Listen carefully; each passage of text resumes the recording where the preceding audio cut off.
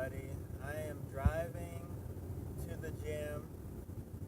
Ever since I got married, I'm trying to get healthy because I want to be here for a while. So what's going on right now is I just got done doing an overnight shift. So that's why I look tired and scruffy and a little on the dusty side.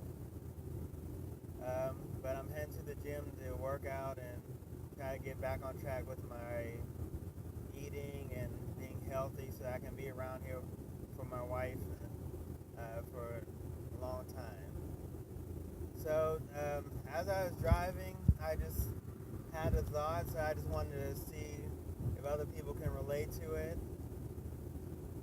So it's funny because there's this product called LifeLock, where basically what they're designed to do is to keep people from being able to steal your identity.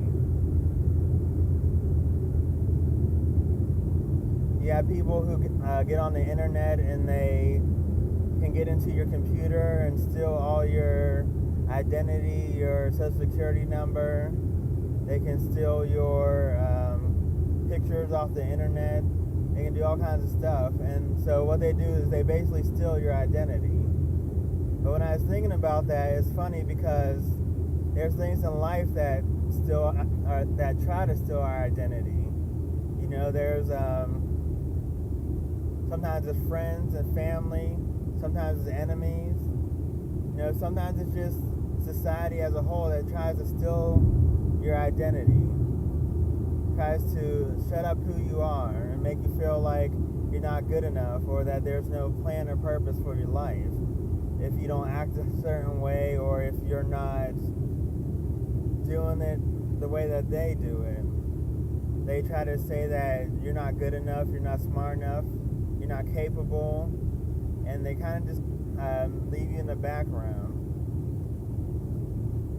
The funny thing is that a lot of things that were spoken over my life as early as 11 years old, I'm starting to see at 33 years old that they're starting to come into fruition, that they're starting to come to pass. At least the beginning of a lot of promises, things that are prophesied and spoken over my life, I'm starting to see manifest in my life at this age. And the thing is, when you're more on the introverted side like I am, sometimes you find yourself in the background. You hear a lot of, you know, not him, not you. A lot of people look past your giftings and your talents and your abilities because you're not more on the extroverted side. And there's nothing wrong with being extroverted. But I feel sometimes as Christians, we look at gifting and we see it as anointing. And oftentimes we don't see that God has talents and gifts and hidden treasures and people who may not be outgoing or may not be out there. In my own life, I've seen that God is slowly revealing things in my life over time. In places where I was fearful or scared or didn't feel like I was good enough, God is starting to bring strength into those areas. And God's starting to show up and show that there is a purpose that only I can fulfill, just like there's a purpose that only you can fulfill on this earth. A lot of times we get lost because we feel like, well, I'm not as good as that person, or I can't do it like that person, or, you know, God, I'm not a speaker, so how can I speak? Or God, I'm not the most athletic person, or, you know, I'm not the most outgoing person, so how can you ever use me, God? And it's funny because if you think of the story of Moses, when God called Moses, Moses had every excuse for why God couldn't use him. You know, he said, I'm not the best speaker. And then ultimately he just said, you know, God, can you send somebody else? But what's true for Moses is true for us also, is that, you know, God says that with me, you can do anything. With God, you can do anything. So our identity is found in Him. So I just wanted to encourage you today as I'm driving, and maybe even encourage myself a little bit, that our identity shouldn't be stolen so easily. God has us on life lock, if you will,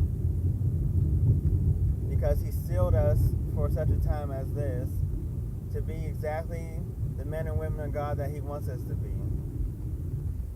And like I said, I apologize for the angle. I'm driving, and it's more important that I see the road than look at the phone.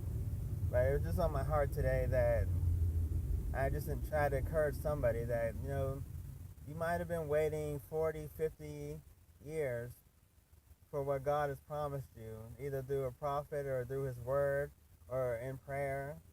But I don't want you to give up. I don't want you to feel like you should just give up on God or give up on yourself, because God has a purpose and plan for your life. So I just want you guys to have a blessed day, and pray for me, because I was up all night, and I'm about to go do an hour of cardio, and then I'm going to crash after that. So have a blessed day, y'all.